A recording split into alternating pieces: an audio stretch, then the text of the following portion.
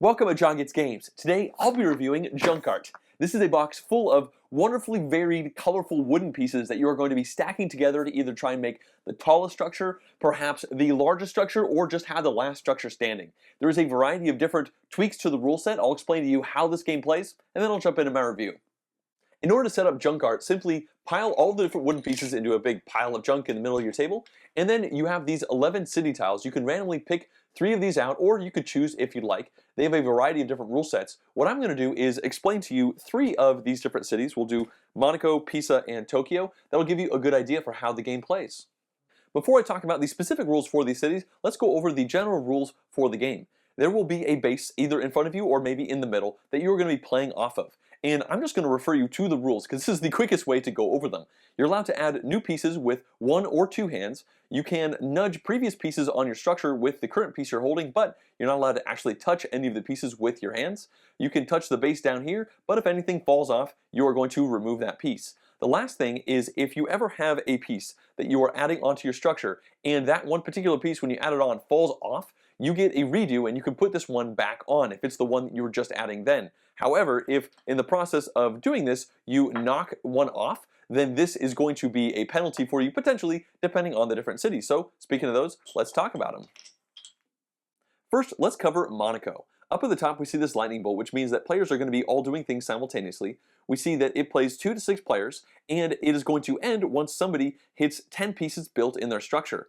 Down here we have the victory points and we have a 10 and some cards. And what that refers to is this stack of cards right here, which accounts for every single piece that is in this pile right here. So you're going to shuffle this up and then you're going to deal 10 cards to each player.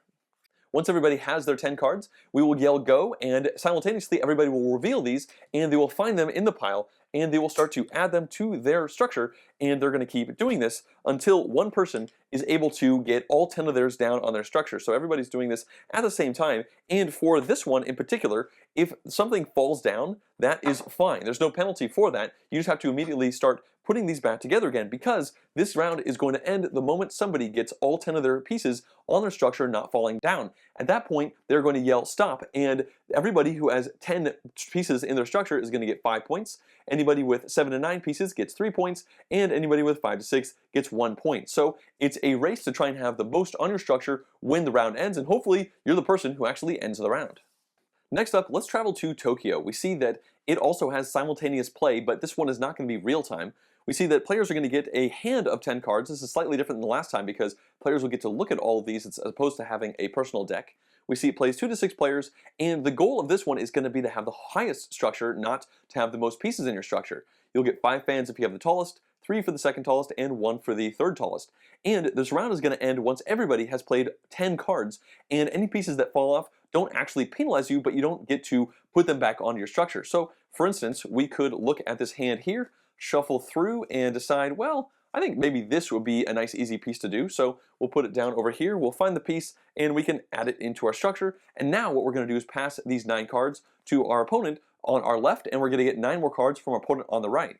So then we look at these 9 cards here, and we might decide that this one looks pretty good. So we will find that in the stack, and then we will add it onto our structure once again, pass these 8 cards, and do this until everybody has played all 10 of the cards that are going to pass to them. So obviously on the final round of the game you might just get given this and you're like, okay, well I don't have a choice, I'm just going to have to add that on there.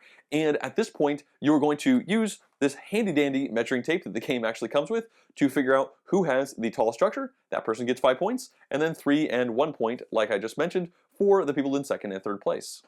And lastly, let's travel to Pisa. We see this arrow, which means players are going to be doing actions one at a time around the table. It also plays 2 to 6 players. And the way this one works, we see down here, we're actually going to put this out into the middle of the table and add another one. So everybody's going to be playing off the same structure. And now what we're going to do is we're going to take this deck of cards and we're going to deal out cards equal to 1 less than the number of players. So for instance, if this is a 4-player game, we would have 3 of these out, and the starting player would pick 1 of these and they'd add it to the communal structure. So they might take this one right here, find that in the structure, and add it just like that.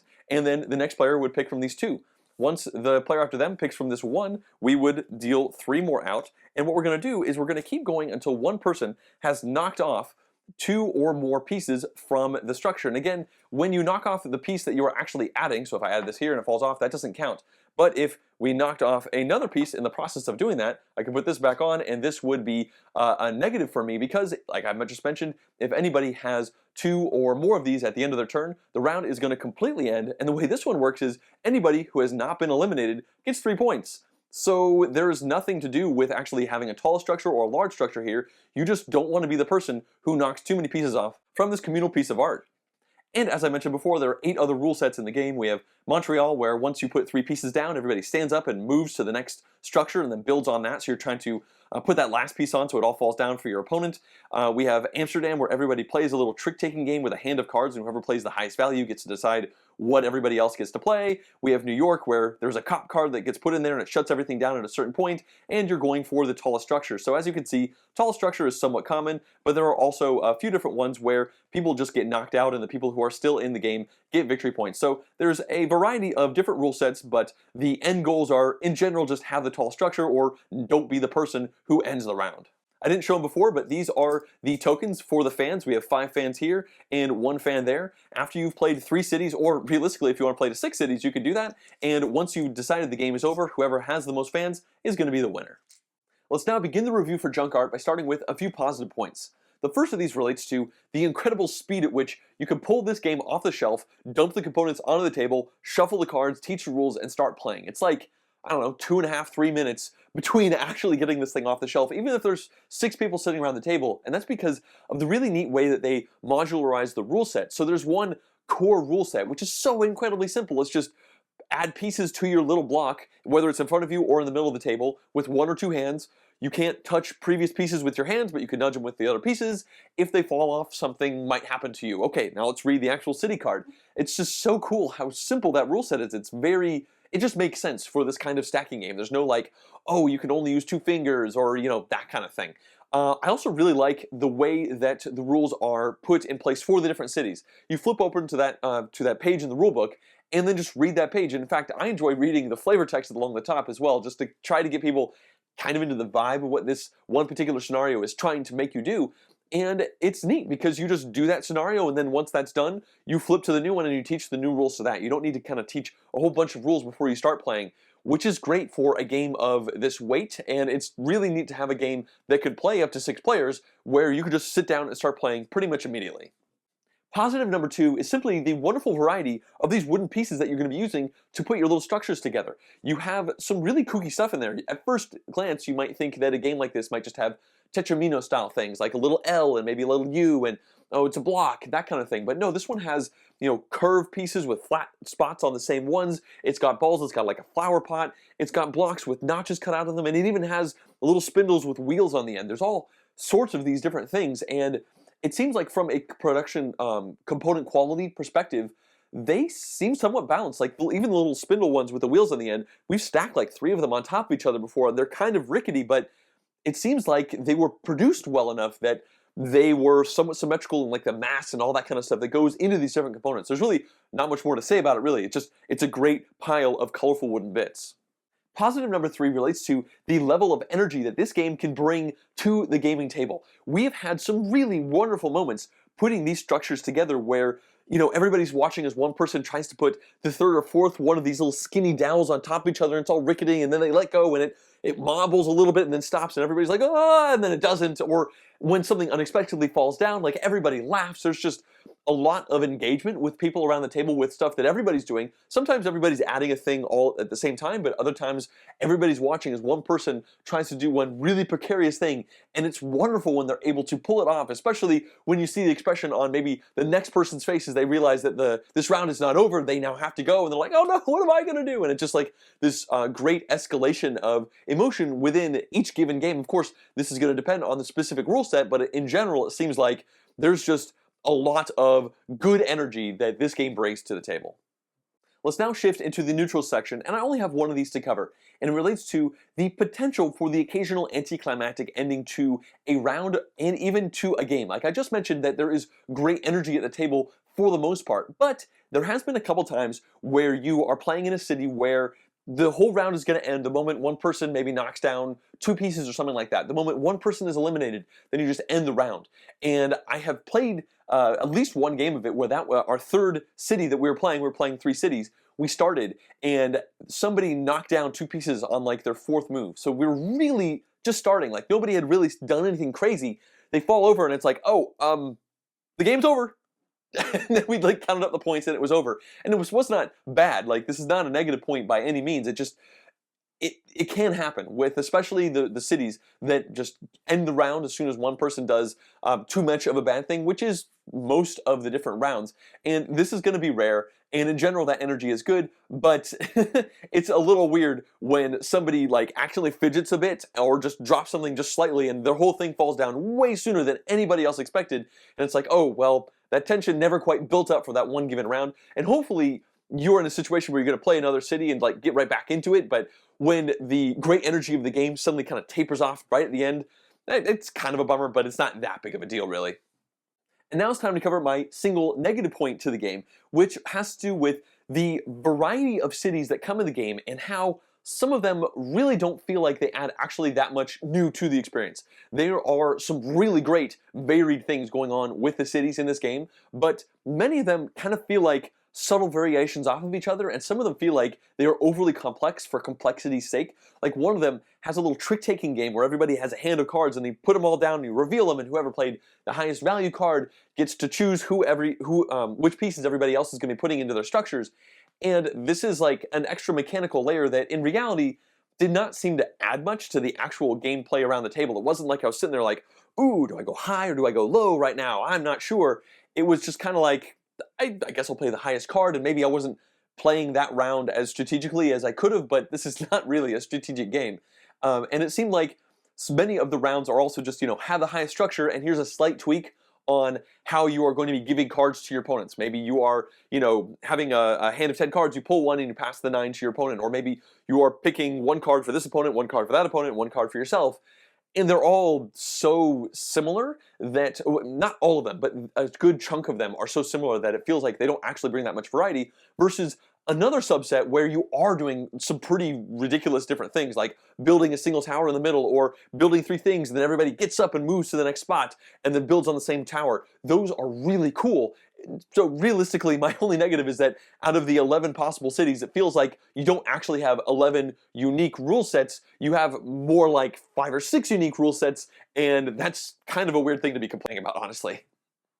So now let's discuss the variability to junk art, and this is a direct branch off from that one negative I just mentioned, where I was saying I was bummed that so many of the 11 city rule sets seem to be kind of samey. But that being said, even if, like I said, that 5 out of those 11 all seem like they're essentially the same city, you're still left with like 6 or so very different rule sets, and that gives the game a very good amount of replayability. Definitely above average, certainly more than I would expect from a filler-style 20-minute game like this. So every time you sit down, there's going to be a little bit of variety going on. Now, as the person who maybe picks the cities, if you go randomly, you might look down and be like, oh, all 3 of these are kind of the same thing. Maybe I'll like ditch this one and bring in one of the real-time ones or something like that to make sure that the 3 that you have is a bit spicy and interesting.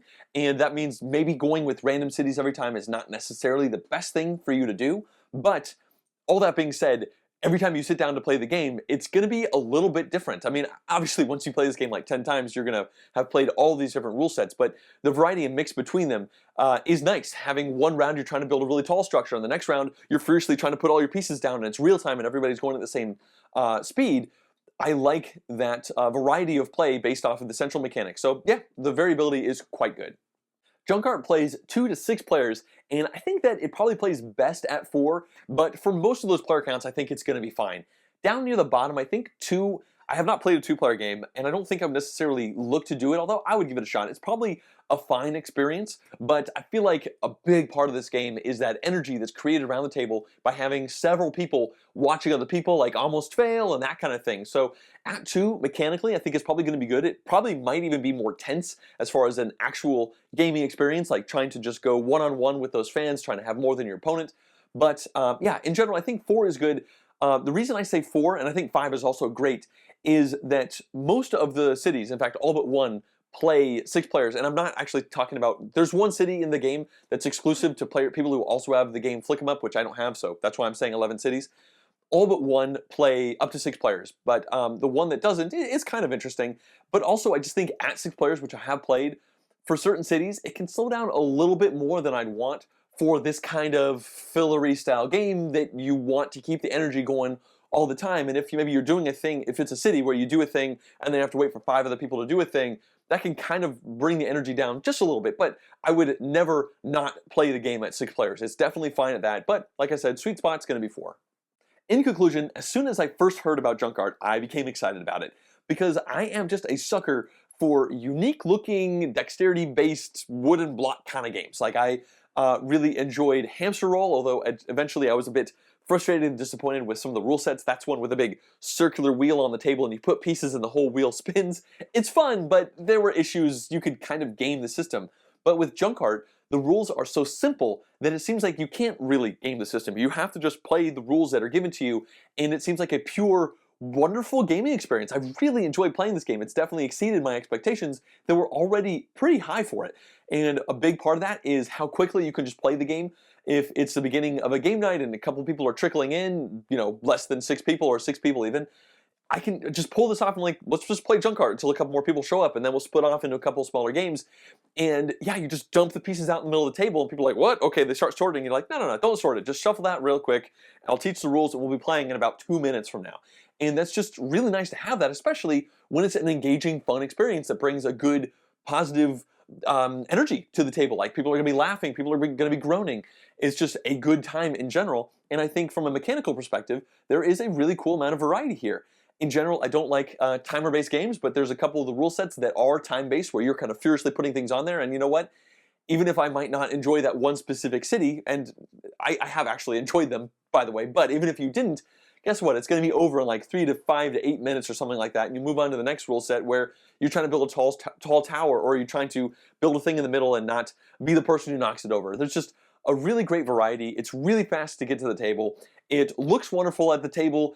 Every single time I've played it, I've had fun. I think that just really wraps it up. I strongly recommend it. It might be slightly pricey, but I think for the components that you get in here and the potential for longevity as far as a filler game that I could see pulling out for a long time in the future, I think it's a really great package. I'd like to thank everyone who's been supporting my channel through Patreon, including the producer level pledges. If you too would like to directly support my channel, you can do so at patreon.com/JonGetsGames, and I'd really appreciate it. Also, if you'd like to see more in-depth board game reviews like this one, as well as full game playthroughs and vlogs, please subscribe to my channel. Thanks for watching.